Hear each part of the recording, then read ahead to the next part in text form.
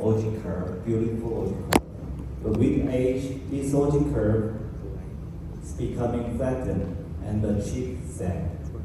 So if you look in the internet, I searched in the Google, it's about the clinic photo, so it's a little bit more exaggerated. But if you look over here, left side looks more tired, right side looks more energetic. The similar face is that the mid cheek, hollow mid cheek makes people look more tired. So with the age, the OG curve flattening, this means loss of cheek projection and infraorbital hollowing, so deepened nasolabial fold, which leads to tired aged appearance. So this is the aging that we cannot really avoid, but the treatment strategy will be like this. So the aging is layered. We all know that there is a bone disruption and there is a fat loss, but there are two kinds of fat. It's deep fat and superficial fat. So deep fat, I'll show you later, but there's SUF and DMCF. There is a volume loss, which means deflation. And there's superficial fat. Something is becoming larger, and the other one is becoming volume loss. And if you look at the skin and ligament, it's all getting old, so we lose laxity. And then there is a loosening of the ligament. This is really like a famous, I think, one of the most cited article that how to improve the nasolabial fold. It's not the treating of the nasolabial fold itself. Nasolabial fold is a consequence, it's not the cause.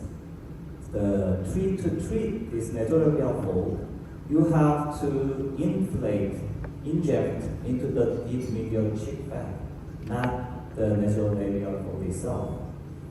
So this is to show that if you inject over deep medial cheek fat, restore the structural support, and then your nasolabial fold became look better after this restoration.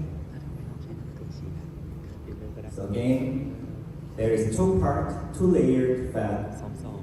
Superficial fat is infraorbital fat, nasolabial fat, and superficial medial cheek fat. And if you look in the deep layer, which is under the muscle and smooth layer, there are SUF. There are two kinds of SUF. It's medial SUF and lateral SUF. And there is also DMCF, which I'll discuss most in this lecture. And there is buccal fat. So I'll show you two studies that compare how the deep fat and superficial fat is different when they get older. How they change, their changes is different. So one study is that to compare two groups. One is younger group. Younger still means a little bit older. It's 54-year-old to 75-year-old. This is group 1. Group 2 is 75 to 104 years old. So they check the thickness of this fat. It's a cadaver study. And if you look at nasolabial fat, which is the superficial fat, if you look at the number, the older group, if you look upper third, there is a loss of volume. But if you look at the lower third, it became thicker, which means when we get older, we see more fat over here. How about the deep fat? There is deep fat.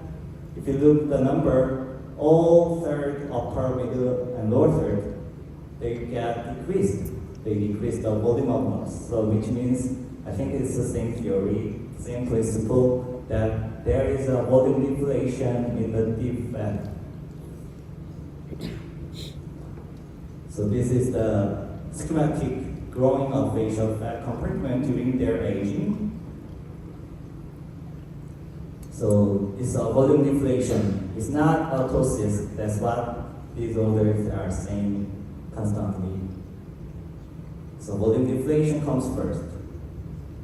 So another second study is a horizontal study that checked the fat during 11 years. So same patient, same subject, that after 11 years, how their fat compartment changes. The result is there is a volume loss in the superficial fat and deep fat together, but still the deep fat volume loss was much higher than the superficial fat, which leads to conclusion that deep fat is really the cause of mid-phase aging. So there is another study that there is a different fat compartment changes over their age. Number one comes first. So number two, second is there is a sequence of facial fat compartment changing, but I think this is not really important in this structure. So that leads to me question. So why is it the difference? So deep fat, why is deep fat is more like a volume loss in the deep fat rather than superficial fat? So these are the studies that compare the fat cell size, the size of the adipocyte of the deep fat and superficial fat. The result is this. The size of the cell itself is different. The MC adipocyte is smaller than mesolevel fat cell. I think the volume itself is different, the size is different. So this is one of the reasons why we see this kind of a deep fat volume loss. So why are they so different? So there are no answers, but these are the hypotheses. That because deep fat is under the zygomatic major and minor, when we smile, it's compressed against the bone, maxilla bone. So because of the compression, everyday compression, it became smaller and smaller. But the superficial fat, which is over the zygomatic major, it doesn't have the compression pressure. So that's why we see more superficial fat compared to deep fat. So the other reason is not really proven, so I just skip it. So the conclusion will be like this. This multi-layer approach is essential for mid-phase augmentation. We all know that there is 2 layers of superficial fat. Because of the great anatomists such as Professor Kim, all the anatomists make a great improvement if you search the article that there is still many findings are coming every year. So that's why we all know this fat compartment. There are 2 layers. But still, it's like a 2011 article, but still in this article, they didn't really differentiate it. So nowadays, we all know that there are 2 layers of fat compartment, but still, 15 years ago, they didn't really know about this one. But good results still. But how about if you inject only superficial area? I think that this will show the result. That there are cadaver studies that make the cadaver smile, how it is different. What do you think about this photo? Which one do you think, which side is more natural look? This is, I think there is more unnatural on the left side of the patient. Because they injected only superficial layer. If you inject only superficial layer, you still see overfill syndrome, which is the Korean really don't like. So I think you have to target multi-layer treatment. So okay, let's forget this one. There are 2 fats, so I'm repeating this again. So I think this is a great picture of the facial fat compartment. And over here, there is a auricularis retaining ligament. Under that, we have 2 suits, lateral suit and medial suit. And there is a zygomaticocutaneous ligament. And under the zygomaticocutaneous ligament, we see deep medial cheek fat and deep lateral cheek fat, which will be the augmentation target, is deep medial cheek fat and suit. There are 2 kinds of technique. I'm only using a cannula for this part. I'm not using a needle. a needle guy. I'm not a needle guy. I'm using cannula mostly. So number 6, under the layer first. And if you wanna restore the superficial fat, I think you can go on with the number 2 with the same entry point. I think you can use a fanning technique. So I think deep layer restoration, and if you need a little bit more, I think you can go upper layer. Male, female, Asian patient have some different preferences, so you have to check their preferences first, because still I think mid face is the a tricky part because of the overfill syndrome. So how much that we should use for the mid face augmentation? There is one study that showed this volume augmentation. If you inject 2 milliliter, after 6 weeks, it became almost like a 4.46. This is not a L'Oreal study, so I think it's different from every filler, but this one almost got twice after 6 weeks, and 1 year later, the volume is 60%. So I think you have to be careful about the mid-face augmentation. If you inject a temple area, it's a good area because it has some lifting effect. But mid-face, if you inject too much, there is more sagging is coming down, and it's not really lifting if you inject too much. So I think you have to be really careful about the amount of volume, how much you should use for the mid-face. So vessels, in this area, I think it's not really dangerous area, but the vessel you should be avoiding is infraorbital artery, transverse facial artery, zygomatic facial artery, and angular artery. Infraorbital artery is the anatomy, I think you can check yourself, but sometimes it's very large. And transverse facial artery is usually not a large vessel, but in this case, if you see here, they're really large diameter transverse facial artery. And there is another zygomatic facial artery you should keep in mind too. If you inject with a needle, you should be really careful with when you're using the needle. So these are the patient results. She's after even 1 milliliter, I think a little bit more like a volume. I think that's too much volume. I don't like this face, but she wanted this case. And this one, same patient, she has some hollowness. So after 1 milliliter together, it's not each side, it's 0.5 milliliter. About the subzygomatic area, it says Professor Hee-Jin Kim's wonderful work that showed there are 2-layer technique.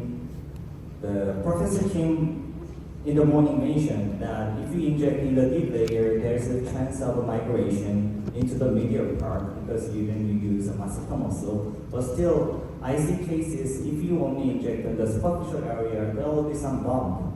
So I prefer this 2-layer technique. Under deep layer, I'm using number 4, not 6 in this area, but number 4. And the superficial area, I'm only using number 2. So there are 2 layers in subzygomatic area. I think it's all same principle. So there are deep layer and superficial layer. So this case, even there is an asymmetry of the face. So I corrected anterior shape and nasolabial fold and lateral shape. And I used 2 milliliter for the lateral shape. Okay, so if you look over here, this one is before and this one is after. And this one is before and after. So look more hollow face after injection, much more energetic, but you should be careful about the patient individual preferences because someone thinks it's too much. So injection technique, this is ORL to check the orbital retaining ligament first, and zygomatic cutaneous ligament. Under that area, the circle is, I think, the EMCF area. So this is entry point. So I corrected nasolabial fold together. So mostly I injected on the DMCF, and if using that entry point, you can approach to lateral soothe. But for her face, I don't want her to look more. I don't want her to look more wider, so I didn't really go into the lateral soothe. Dr. Park in the morning mentioned that if you inject too much at the lateral soothe, the patient face can have a chance to becoming wider. And this is nasolabial fold correction. But in this entry point, there's a chance of coming down of the filler. So if you don't want this, then you can approach at the lateral face, the first entry point. I used the lowering number 6 for the deep part of the mid cheek and the nasolabial fold. Can you please Almost over. So this one, I want to really mention this part because this is the reason why I like lowering filler the most. There was one case of a delayed inflammatory response from a good brand, famous brand. I used for the neck nipples, but this one is the delayed inflammatory response that I had last year. It wasn't a big, for me, I think I could treat, and I think she will be better, but she got really, really angry after this one. So this is the one of the reason why L'Oreal filler is really good, because it has the cleanest, like it doesn't really have any other ingredients. So this is the reason why I'm using L'Oreal filler. So this is the final. So restoration is not augmentation. Treat the cause, not the shadow. So match the product to the layer. So thank you for your listening. Thank you. Thank you. So mid-face, now we come to the area in between, which is periorbital. Dr. Assistant Professor Suneta Watana, she is my former fellow 10 years ago at the York Hospital, and now she is the faculty at CICM. She will go over the technique of treating around the eyes for all of you. So first of all, thank you for having me here in KAD.